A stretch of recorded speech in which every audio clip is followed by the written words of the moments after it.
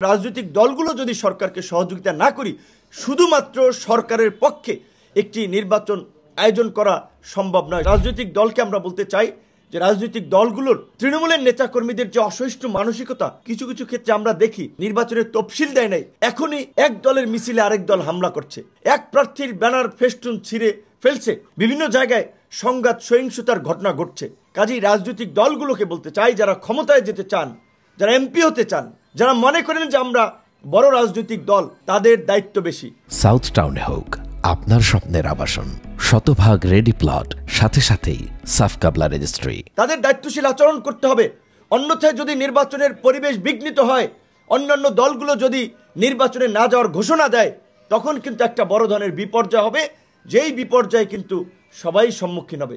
তাই আমরা পরিষ্কারভাবে বারবার রাজনৈতিক দলগুলোকে বলছি যে যত বড় তার দায়িত্ব তত বেশি। প্রত্যেকটি এলাকায় প্রত্যেক দলের প্রার্থীরা যেন নির্বিঘ্নে প্রচারণা চালাতে পারে, সেই পরিবেশ নিশ্চিত করতে হবে। রাজনৈতিক দলের কেন্দ্রীয় পর্যায় থেকে শক্ত নির্দেশনা দিতে হবে।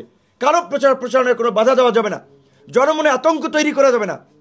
আওয়ামী লীগ তো এখন মাঠে নাই, তারপরেও তো জনগণ আতঙ্কিত অনেক ক্ষেত্রে, যে এভাবে নিজেরা যেভাবে তারা কামড়াকামড়ি শুরু করছে, বিভিন্ন জায়গায় মারামারি দাঙ্গা লাগানো শুরু করছে, তাতে তো এরাই যথেষ্ট, আওয়ামী লীগ লাগবে না নির্বাচন ভণ্ডুল করতে। কাজে এই বিষয়টা কিন্তু মাথায় রাখতে হবে। তাই আমরা বারবার যেটা বলি, সরকারের কিছু দুর্বলতা সত্ত্বেও আমরা দেখতে পাচ্ছি যে সরকার নির্বাচনী ট্র্যাকে আছে। নির্বাচন ফেব্রুয়ারিতে করার জন্য সরকার অঙ্গীকারবদ্ধ। বারবার দেশ এবং বিদেশের বিভিন্ন প্ল্যাটফর্মে প্রধান উপদেষ্টা পরিষ্কার করে বলছেন এইখান থেকে আর ব্যাকে যাওয়ার সুযোগ নাই।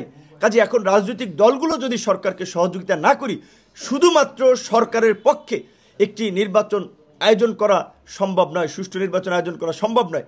এবং রাজনৈতিক দলগুলোকে আজকে জনগণকে আমরা বলবো, শুধুমাত্র যারা নিজ দলের পক্ষে ভোট চাইবে তাদেরকে আপনারা চিনে রাখুন, যারা প্রার্থীদের পক্ষে ভোট চাইবে এই স্বার্থপর গোষ্ঠীকে আপনারা চিনে রাখুন। ভোট চাইতে হবে আমাদেরকে এই প্রার্থীদের পক্ষে, মার্কার পক্ষে। একই সাথে এই যে জুলাই সনদের যে 4টি প্রস্তাবনা, যেই প্রস্তাবনার মধ্যে দিয়ে কার্যত আগামীর নতুন বাংলাদেশ আমরা পেতে যাচ্ছি, সেই জুলাই সনদের পক্ষে ভোট চাইতে হবে। জনগণকে এখন থেকে জানাতে হবে জনগণ কেন হাতে ভোট দিবে, কারণ এই হাতেই রয়েছে জনগণের মুক্তি। যেমনিভাবে দ্বিকক্ষ বিশিষ্ট সংসদের কথা রয়েছে, আমরা যে বারবার বলছি যে এই দেশে যেন ভবিষ্যতে কোনো ফ্যাসিবাদ তৈরি না হয়, স্বৈর শাসন তৈরি না হয়, তাই প্রধানমন্ত্রী রাষ্ট্রপতির ক্ষমতার ভারসাম্য আনয়নের কথা বলছি। 10 বছরের বেশি কেউ প্রধানমন্ত্রী থাকতে পারবে না, এই বিধান জুলাই সনদে আছে। বাংলাদেশের নির্বাচন নিয়ে 5 বছর পর পর যে সংকট তৈরি হয়, নির্বাচনকালীন নিরপেক্ষ সরকারের একটা সুন্দর সমাধান, তত্ত্বাবধায়ক সরকার ব্যবস্থা এই জুলাই সনদে আছে। সংসদে নারীদের জন্য 100 আসন নিশ্চিত করা, তাদের প্রতিনিধিত্ব বাড়ানো, এর কথা কিন্তু এই জুলাই সনদে আছে। সর্বোপরি একটা ভারসাম্যপূর্ণ সংসদ এবং জবাবদিহিতামূলক রাষ্ট্র নিশ্চিত করার জন্য বেশ কিছু কার্যকর প্রস্তাবনা সংস্কার এই সনদে আছে। আমাদের তরুণরা যে বিসিএস দিয়ে সবচেয়ে বেশি উদ্বিগ্ন থাকে যে বিসিএস পরীক্ষাটা ফেয়ার হয় কিনা, রাজনৈতিক দলগুলো তাদের নেতাকর্মীদেরকে বিবেচনা করে কিনা নিয়োগের ক্ষেত্রে, এই জুলাই সনদে রয়েছে যে 3টা পিএসসি আপনার হবে, একটা শিক্ষা, একটা সাধারণ, একটা চিকিৎসকদের, মানে 3টা কমিশন হবে। এই 3টা কমিশনকে নিয়োগ প্রদানের জন্য একটা স্বাধীন এবং স্বতন্ত্র বডি থাকবে। সেই বডিতে থাকবে সরকারি দলের স্পিকার, বিরোধী দল থেকে ডেপুটি স্পিকার।